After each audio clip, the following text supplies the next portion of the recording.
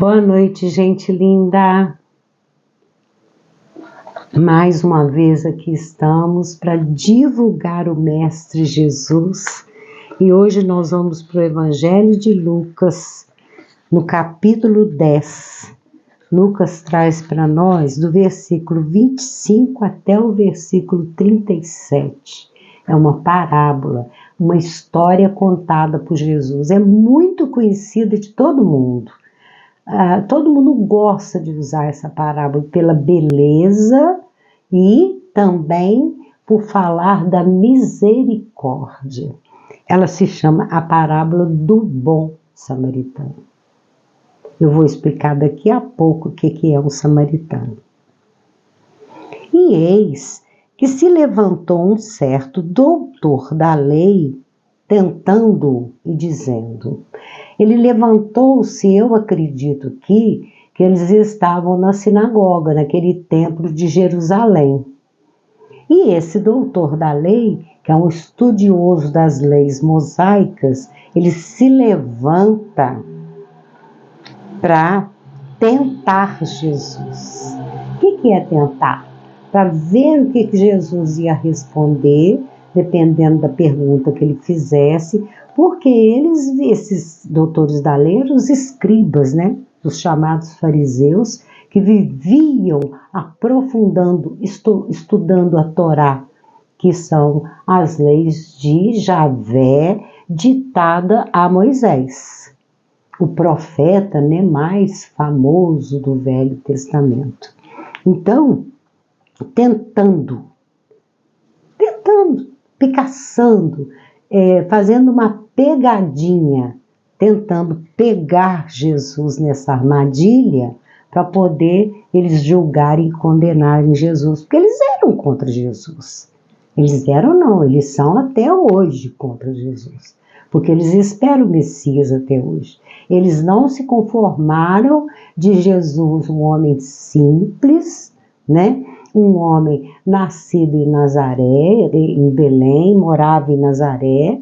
Eles não aceitam que ele fosse da Palestina. Então, esse desprezo do povo judeu pela Palestina, isso é antigo. Essa discriminação, né? Considerando os palestinos os párias da sociedade. Eles sempre consideraram a Palestina como uma periferia qualquer, de gente pobre, de gente inculta, né? A Palestina. Então, esse doutor da lei, esse escriba, estudioso da lei, então ele vai perguntar: mestre, o que eu farei para herdar a vida eterna? Explica para mim, o que eu devo fazer para herdar o paraíso e viver eternamente? Claro que depois da morte, né, gente? Que ninguém vai viver eternamente nesse corpo aqui, esse corpo físico, essa matéria. Ele estava perguntando o que eu devo fazer para herdar a vida eterna, para ser eterno. E ele lhe disse: o que está escrito na lei?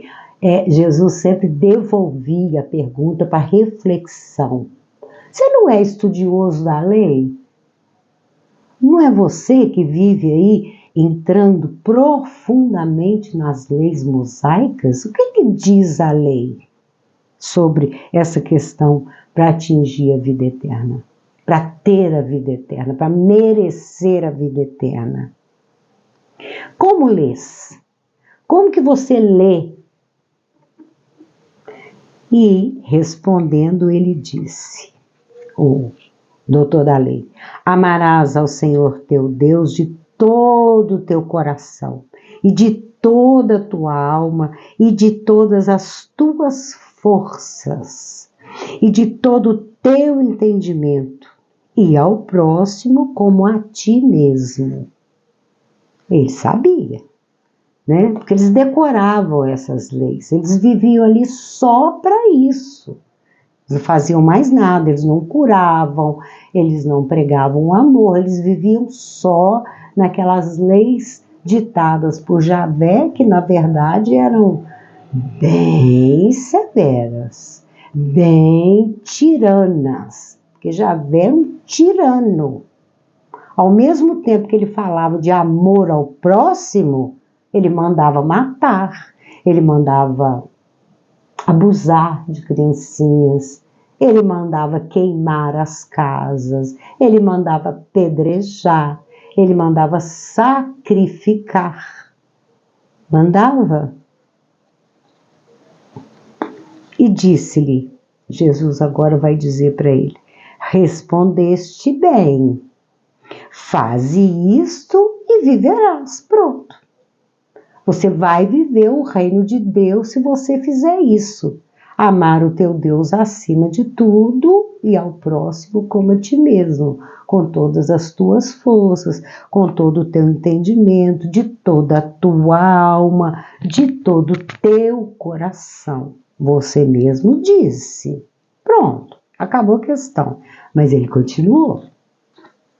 Ele, porém, querendo justificar-se a si mesmo, porque ele deve ter ficado com vergonha. Pô, se eu sou um doutor da lei, era para eu saber o que eu faço para ganhar o reino dos céus, porque eu estudo isso todo dia, o dia inteiro aqui na sinagoga, né? Então, para ele se justificar pela falha dele, porque Jesus dá uma lição nele, Jesus diz para ele, né, você sabe o que você deve fazer, seguir as leis de Deus. Porque Jesus, ele estava sempre fazendo um esforço muito grande para andar dentro daquelas leis de Moisés, dentro das leis judaicas. Por quê? Ele mesmo diz, eu não vim abrogar a lei. Ele não veio aqui para jogar a lei por terra. Aí ele coloca, eu vim aqui para cumpri-las e não para desprezá-las. Ele, porém, querendo justificar-se a si mesmo, disse a Jesus, e quem é o meu próximo? Quem é o meu próximo? O senhor está dizendo que amar a Deus, que está escrito lá, né? E ao próximo como a mim mesmo. Mas quem é o meu próximo? Ele com certeza achou que Jesus ia dizer, nós também pensamos assim, o meu próximo é meu pai, é minha mãe, é meu filho, minha filha, né? É meu irmão, meu marido, minha mulher, é aquele que vive embaixo do mesmo teto e às vezes estendendo para o vizinho do lado, para o vizinho do outro lado, mas não é isso o próximo. Nós vamos ver aqui nessa parábola que o próximo é aquele que naquele momento está precisando da gente. Não importa se ele é do nosso convívio parental, se ele é do nosso convívio íntimo. O próximo é aquele que está necessitado. Nós vamos ver isso na parábola. Então ele vai perguntar, quem é esse meu próximo? Eu falo assim, é por sarcasmo mesmo, sabe? Porque eles viviam testando Jesus, eles viviam querendo que Jesus caísse na armadilha deles, para eles matar Jesus, sumir com Jesus. Eles não gostavam de Jesus, não gostam até hoje. E respondendo, Jesus disse, agora Jesus vai contar uma história. Quem sabe se eu contar uma historinha, ou seja, quem sabe se eu desenhar para você, você entende quem é o próximo. Descia um homem de Jerusalém para Jericó e caiu nas mãos dos salteadores, os quais o despojaram e, espancando-o, se retiraram, deixando-o meio morto. Esse homem estava indo de Jerusalém para Jericó, de uma cidade para outra. E aqui está se vendo que era um judeu. Eu vou explicar bem por que a gente sabe que é um homem judeu.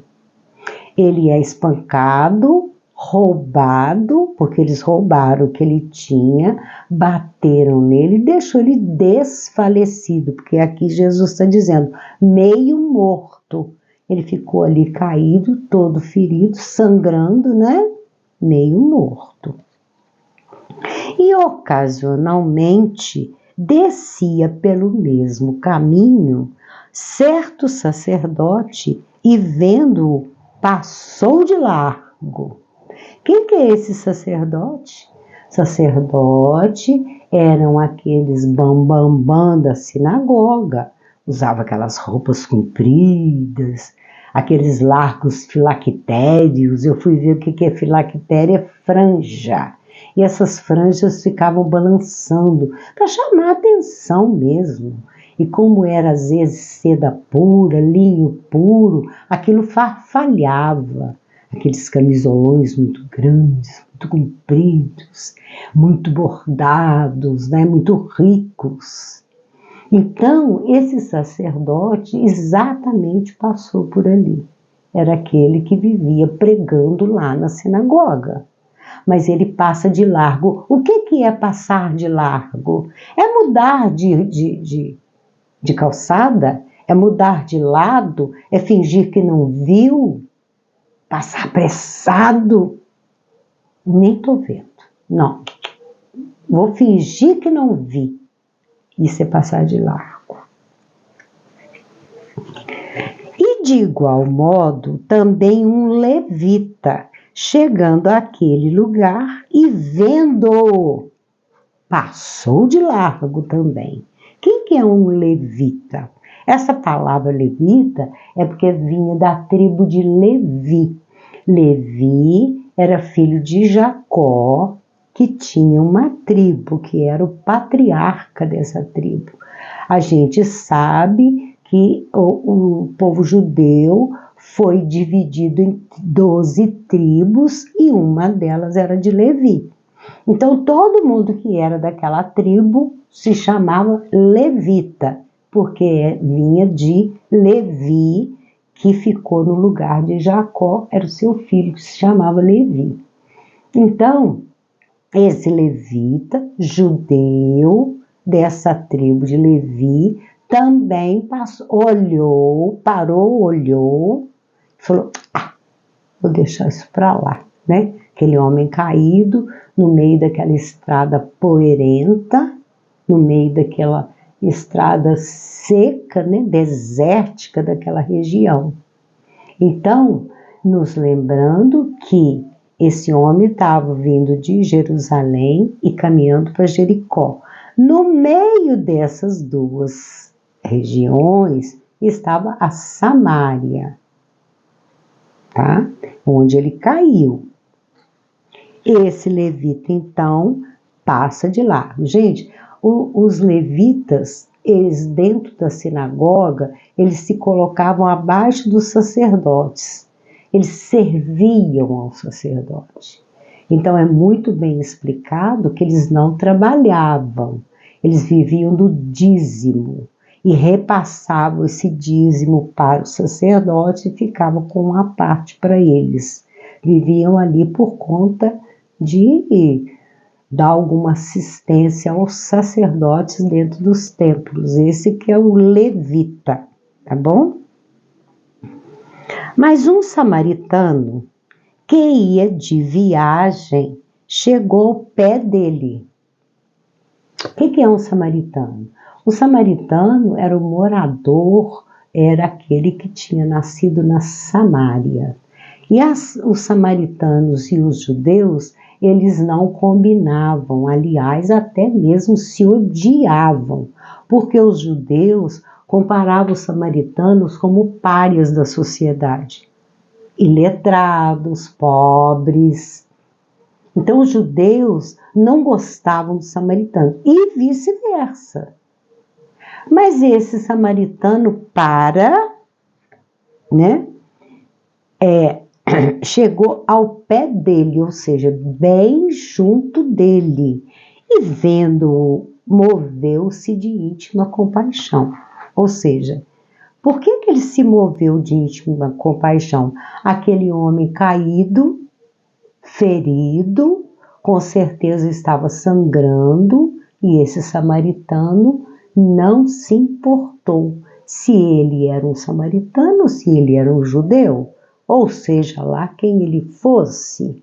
Aliás, ele viu pela aparência do homem que ele era um judeu, porque os judeus tinham o costume de usar um certo tipo de cabelo, um certo tipo de barba, que mostrava logo que eram judeus. Você já deve ter visto isso, né? Então era muito fácil reconhecer um judeu. E aquele samaritano logo viu que ele era um judeu, mas ele não se importou, ele se encheu de compaixão. Ele se encheu de quê? Misericórdia.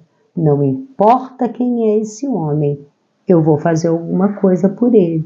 Ele teve misericórdia, ele ficou com dó, ele ficou com pena, ele ficou apiedado, ele teve piedade daquele homem.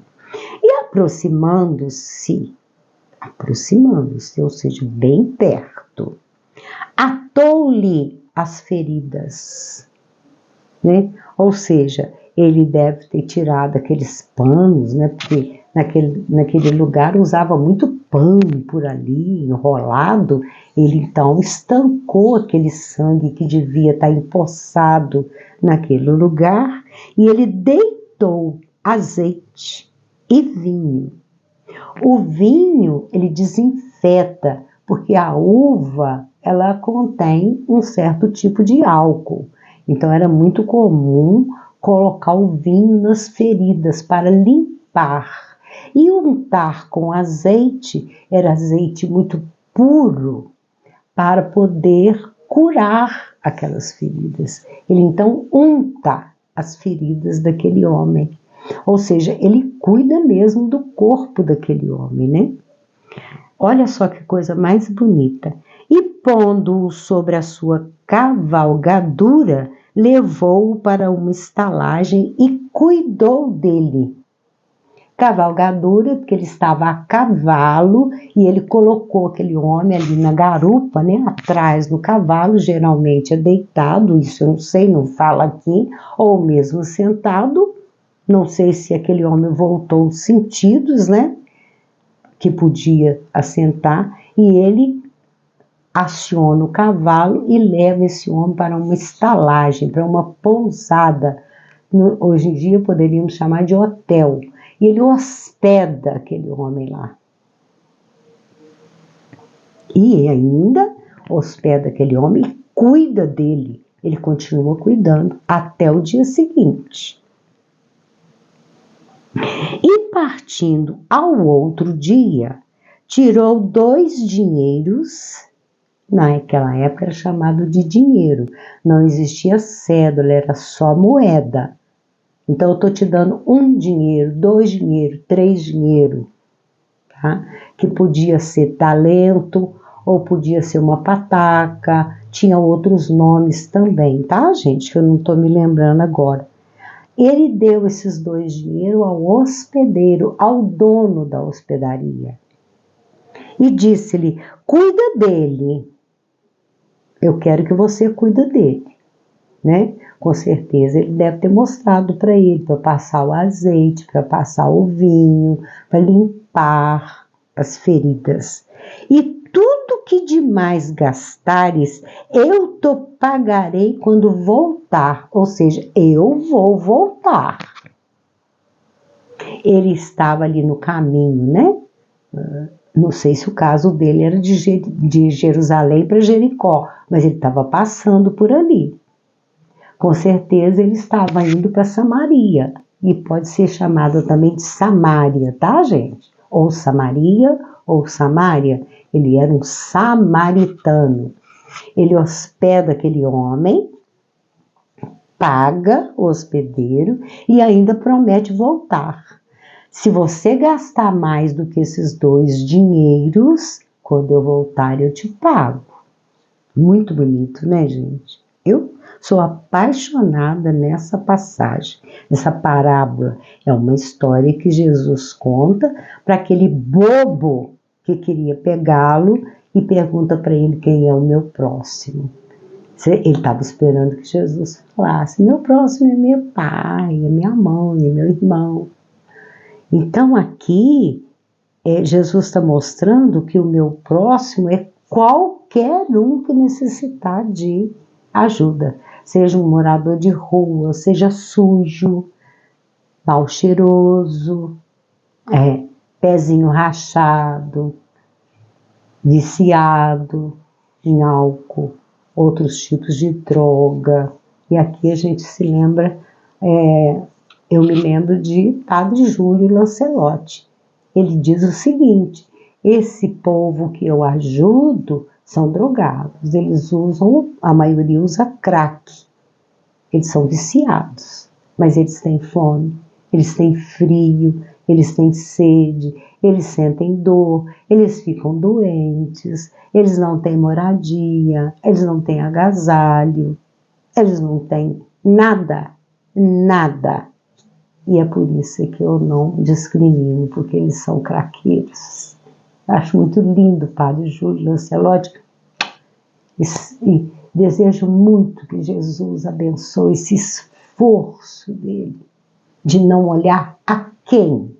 Ele olha a necessidade, ele sente empatia, ele entra dentro da necessidade. E ele sempre fala, a comida que nós aqui, porque é uma equipe, né, gente? A comida que nós damos não é o primordial.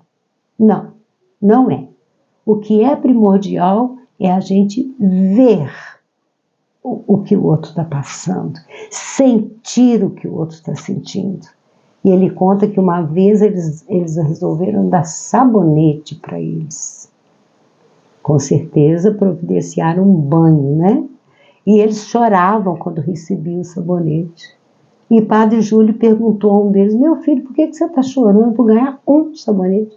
Diz o Padre Júlio que foram uns sabonetinhos cor-de-rosa que eles ganharam, cheirosinho, e um rapaz começou a chorar. E ele pergunta: por que você está chorando? É porque nunca ninguém me ofereceu um sabão para eu tomar um banho. E esse é tão cheiroso. Ele deu um abraço no Padre Júlio por causa de um sabonete. Então ele viu que eles estavam sujos, ele viu que eles precisavam de um trato, um simples sabonete. Então ele promete voltar e pagar as despesas, e é lógico ver como que aquele judeu estava. E era inimigo, né? Um samaritano. Os povos, né? As etnias eram inimigas. Qual, pois, destes três te parece que foi o próximo daquele que caiu nas mãos dos salteadores? Qual dos três? O sacerdote, o levita ou o samaritano? Qual dos três que foi o próximo daquele homem caído?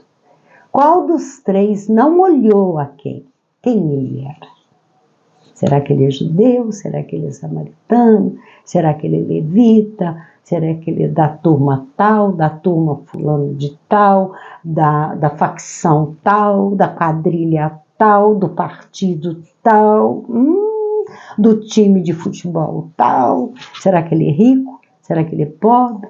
Será que ele é embriagado? Será que ele está caído ali porque ele bebeu muito e se machucou? O que será esse homem? Ele não olhou nada disso, ele foi lá e escorreu. Sim, essa história para mim é fantástica. Então, ele dá uma lição no doutor da lei. Qual que foi o próximo daquele homem caído?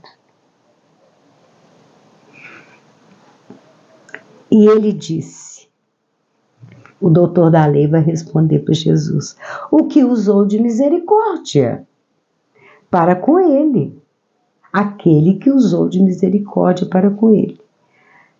Disse, pois, Jesus: vai e faze da mesma maneira. E Jesus sabia que aqueles doutores da lei, aqueles escribas e fariseus, eles discriminavam mais do que tudo as pessoas. Ele sabia disso. Era um tal de discriminar, de não poder entrar na sinagoga assim ou assado, essa família não é boa, aquela não presta, os palestinos não valem nada, a tribo tal é melhor do que a outra tribo, e por aí afora eles iam discriminando as pessoas. E ainda explorando, porque o dízimo era alto, viu, gente? Então o povo era muito aí já são todos, né? O judeu também, era muito sacrificado, muito explorado, porque de um lado, os patriarcas lá, judeus, esses sacerdotes, esses escribas, doutores da lei, cobravam cobravam dízimos altíssimos. Por outro lado, o governo romano, com o imposto de renda, que, passava a mão. Passava. Ou será que hoje é a mesma coisa? Dízimos absurdos. Quando eu vejo certas situações, eu fico pasma. Tem igreja que tira a casa da criatura, o carro, tira o relógio e fica, o cordão, tudo que tem na carteira. Tem gente que passa fome para dar o dinheiro lá para o responsável pela igreja que ele frequenta. E ele continua dando. Então, Jesus sabia da discriminação. E tem mais. Quem desse o maior dízimo era muito mais bem-vindo na sinagoga. Sentava nos primeiros lugares, eram abraçados pelos sacerdotes e pelos doutores da lei. Entendeu? Então, Jesus estava lhe dando uma grande lição, inclusive por causa da discriminação que eles faziam de pessoas. Quem é o próximo? Quem é o meu próximo? Jesus nunca falou de dízimo, nunca. Nunca falou para dar dízimo para ele. Me dá dinheiro aí. Eu vou te curar, mas você tem que me dar um envelope cheio de dinheiro. Jesus, não. Não. Então, fica aí o ensinamento de hoje, que foi trazido por Lucas, o evangelista Lucas, numa passagem, numa parábola belíssima. E vamos à nossa frase. Misericórdia quero, não sacrifício. Porque eu não vim a chamar os justos, mas os pecadores ao arrependimento. Eu quero misericórdia. E aqui nessa passagem, nessa parábola, fala de misericórdia. Aquele que teve misericórdia, teve compaixão do estado daquele andarilho, né? Daquele homem que estava passando por ali, e os salteadores foram lá e espancaram. Primeiro, os salteadores entram nessa questão do arrependimento, porque eles sacrificaram aquele homem. E depois, os dois imponentes, sacerdote e levita, trabalhadores de dentro do templo, foram incapazes de dar a assistência que esse homem precisava. Faltou o quê? A misericórdia. É o que nós vemos hoje, essa falta de misericórdia, não só de encarnado para encarnado, mas de desencarnado para encarnado. Sim. De desencarnado para desencarnado, desencarnado para encarnado, encarnado para desencarnado, tem uma outra forma aí. Então, essa falta de amor ao próximo, essa falta de ajudar ao próximo. E eu pergunto para vocês, será? Vamos falar baixinho? Para ninguém escutar, fica só entre nós dois, nós duas ou nós dois. Será que nesses templos, nessas igrejas ou nesses hospitais de tratamento espiritual, os mentores não veem os acontecimentos?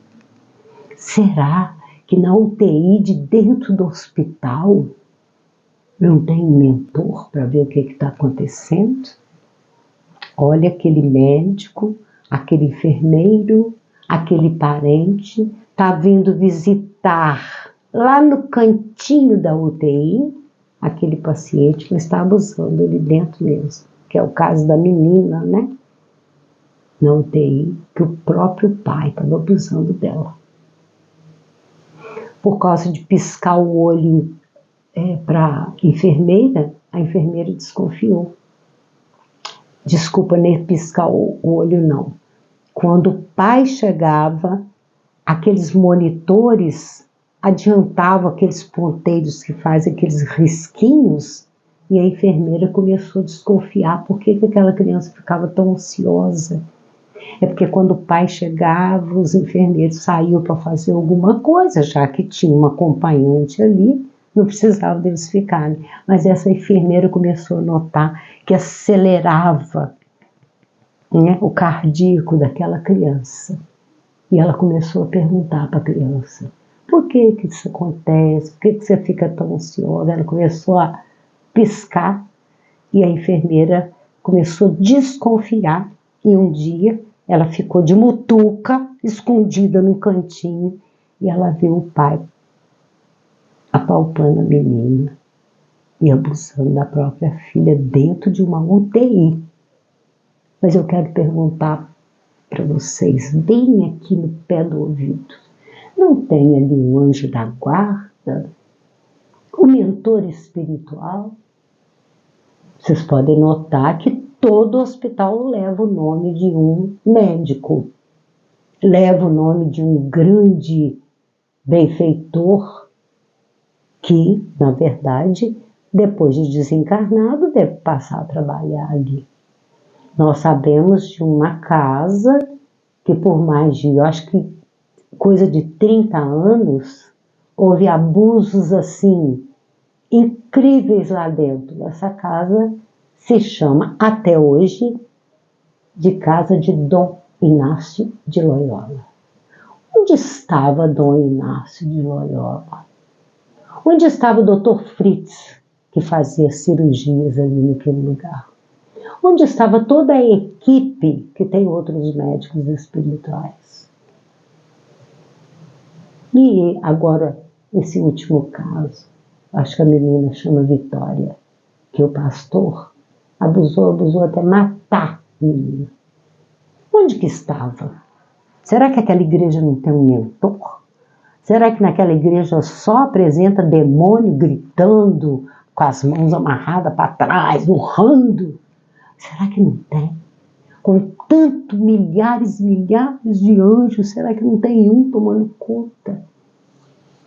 Por que Dom Inácio de Loyola deixou acontecer por mais de 30 anos aqueles absurdos lá na casa em Abadiana? Pensa comigo. Eu não vou responder, não. Pensa comigo. Cadê o anjo da guarda? Cadê os arcanjos? Cadê os pretos velhos? Pais velhos. Cadê? Cadê as pretas velhas? Tão bondosos, tão carinhosos, tão mansos, né? Apresentam assim, como se fossem aquelas pessoas ternas, boazinhas, chamando a gente de meu filho, Mizifi. Cadê? Cadê São Jorge Guerreiro? Cadê Zé Pilintra? Cadê os Exus? Cadê os guardiões? Cadê? Onde que estão todos eles? Cadê os caboclos? Tão fortes, né? Bate no peito, gritam, falam bonito. Cadê os ciganos? A fama de sequestrar a criança é antiga. Todo boato tem um fato. E como a gente tem tanta criança sequestrada, arrancada dos pais e levadas para cativeiro. Faz essa reflexão comigo.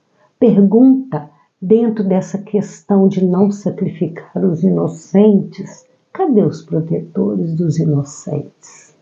Cadê? O que Dom Inácio de Loyola estava fazendo ali? Que Fritz? Porque os espíritos têm uma visão muito mais ampla. Aquele quartinho onde aconteciam as coisas, eles podem atravessar a parede. Eles viam e não faziam nada. Pelo contrário. Todas as mulheres que prestaram depoimento contra aquele homem lá, João de Deus, ainda tem um nome desse, né? Todas diziam que dava um torpor nelas e elas só depois do acontecimento é que elas voltavam a razão. Quem será que provocava esse entorpecimento nessas mulheres? Só mulheres. E crianças também, tá? E adolescentes também. Inclusive a própria filha. Eu estou deixando só perguntas hoje. Reflete comigo. Será que lá na igreja do pastor tal, será que no Vaticano, aí essas igrejas católicas com os chamados coroinhas, cadê Miguel Arcanjo? Com sua poderosa espada. Cadê Rafael, Miguel, Samuel, Uriel, Salatiel? É tanto El. Mas, por quê? Que não fazem nada. Nada. Nada. Não só dos abusos, tá, gente? Mas, roubo, corrupção, mentirada, briga política dentro desses templos. Cadê os mentores, gente? Onde que eles ficam? Eles que veem tudo. Hoje vai ficar só nas perguntas para você refletir comigo, tá bom? E muito cuidado, porque muitas vezes aquela entidade que você está levando a sua criança, vamos deixar 3 pontinhos, tum, tum, tum. Vamos ao nosso presente de hoje, completamente diferente. Eu não gostei muito não, eu sou sincera. Eu quis fazer uma peça rústica e ela acabou saindo rústico junto com o sofisticado. Isso aqui a gente alonga com rolo de papel toalha. Esses rolos mais durinhos assim. Eu passei essa juta nela na garrafa, envolvi ela toda. Depois eu vim com cola, bastão de cola quente, fiz esse desenho e passei o dourado por cima do risco da cola quente, assim, para ela ficar rústica. Fiz essa flor da mesma juta, tá vendo? Ela é durinha, não tem perigo de amassar, porque ela é engomada com cola, a gente passa cola nela. Essa não abre, tá, gente? Essa é só mesmo de enfeite, uma franjinha aqui. Fica aí nosso presente de hoje. Para quem gosta de juta, para quem gosta de coisa mais rústica, tá aí então o presente de hoje. E junto com esse presente eu tenho outro, que é um beijo no seu coração.